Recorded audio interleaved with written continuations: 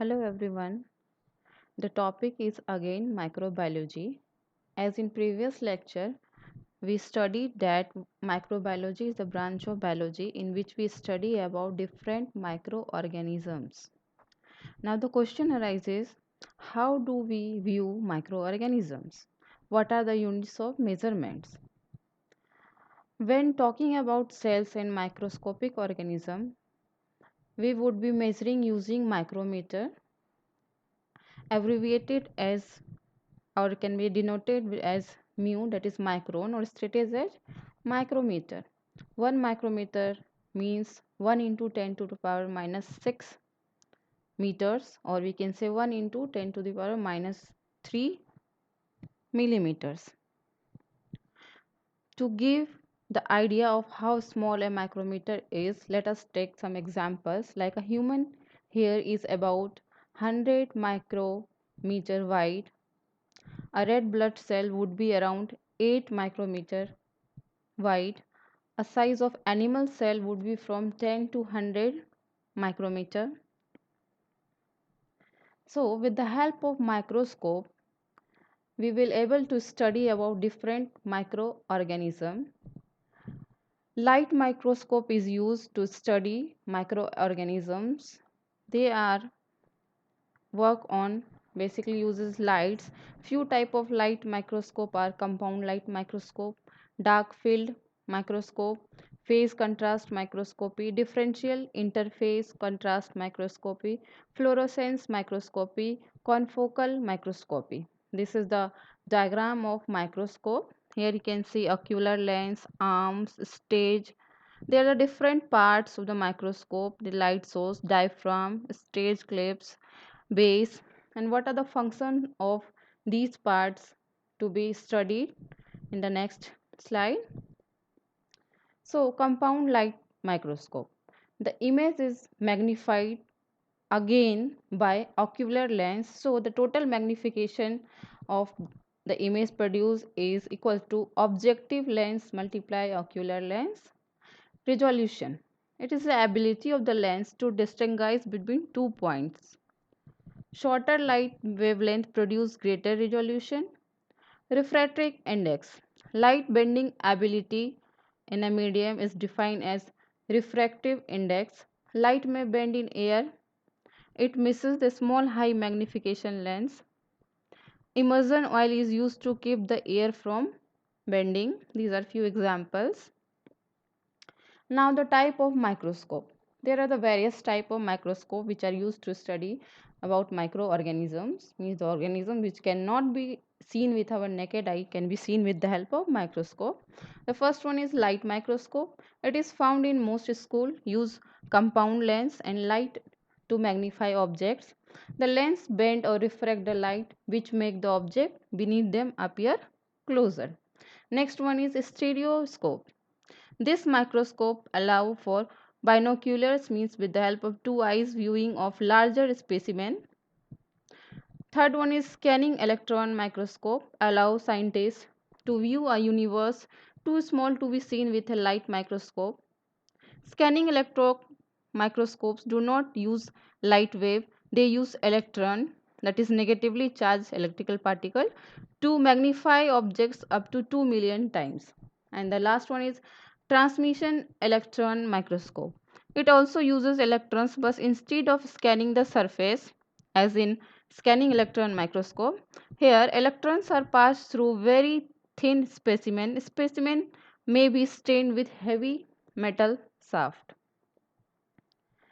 The part of microscope with different functions are given here. The first part we will consider eyepiece.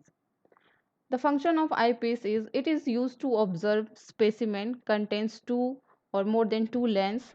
The most common magnifications of this eyepiece is 10 multiplier. There are also 2 multiplier and 5 multiplier. An eyepiece is a removable, can be interchanged for different magnification. Objective lens, more than one objective lens can be used. There are primary lens of a compound microscope and can have magnifications of 4, 5, 10, 20, 40, 50 and 100 multipliers. Stage, The next part is stage. The function of stage is it provide platform below the objective lens on which the object to be viewed is placed. A hole in the stage allow light beam to pass and illuminate the specimen. Stage clips. There are two stage clips on each side of the stage. Once the slide containing the specimen is placed on the stage clips are used to hold the slides in place. The next one is diaphragm. The function of diaphragm is that it is located on the lower surface of the stage, is used to control the amount of light and reaches the specimen through the hole in the stage. Illuminator. Simple compound microscope have a mirror that can be moved to adjust the amount of light that can be focused on the specimen. Some advanced type of microscope have their own light source. Now the next part is adjustments. There are two adjustment knob, fine adjustment and coarse adjustment node. Refine the focus of the length. The coarse adjustment node help in improving the focus of the low power, whereas the fine adjustment knob keep in adjusting the focus of lens with higher magnifications. This is the brief history that how the development of microscopy is done. Aristotle, father of biology, and others believed that living organisms could develop from non-living materials, while Hans and Jesrik Jensen mounted two lenses in a tube to produce the first compound microscope, while Robert Hooke published Micrographia drawing and detailed observation of biological material made with the best compound microscope and illumination system of the time. Leeuwenhoek, the first person to observe microorganisms. Ernst Ruska constructed the first electron microscope. These are the scientists who contribute in the field of microscopy, or you can say in microbiology. Here is a theory of spontaneous generation. Early believed that some form of life could arise from vital force present in non-living or decomposing matters, or simply we can say कि organisms can arise from non-living matter. But, but this theory was later challenged by many scientists. Francesco Redi was an Italian physician who refused the idea of spontaneous genericity by showing that rotting meat carefully kept the flies will not spontaneously produce maggots. Theodore helped develop the cell theory of living organism, namely that all living organisms are composed of one or more cell and that the cell is a basic functional unit of living organism. Later, Louis Pasteur famous experiment with swan necked flax finally proved that microorganisms do not arise by spontaneous generation. The golden age of microbiology means these 50 years from 1857 to 1914 is called the golden age of microbiology. Many discoveries were done during these years by these scientists. Here are given some examples by Robert Koch. He identified bacterium or cause of anthrax, introduced Koch postulates and the concept that disease is caused by a single organism. Later, Joseph Lister introduced the antiseptic technique, used phenol as disinfectant. Paul Ehrlich introduced concept of chemotherapy. Alexander Fleming discovered the first antibiotic, that is penicillin.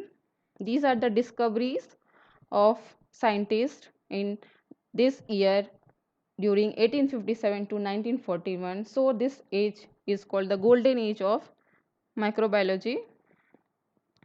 Some modern development in microbiology, as immunology is the study of immunity.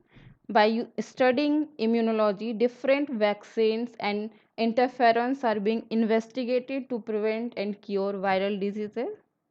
The use of immunology to identify some bacteria was proposed by Rebecca in 1933. Bacteriology is the study of bacteria. By using this field, we can study about different type of bacteria and their disease which are caused by the bacteria. Again, mycology is the branch in which study about fungus, fungi and their different type of disease caused by fungi. Same here, like parasitology, study of protozoa and parasitic worm. Again, recent advance in genomics, the study of organism genes have provided new tools for classifying microorganisms. So, by using these modern techniques, various microorganisms can be studied and the disease caused by these microorganisms can be easily cured.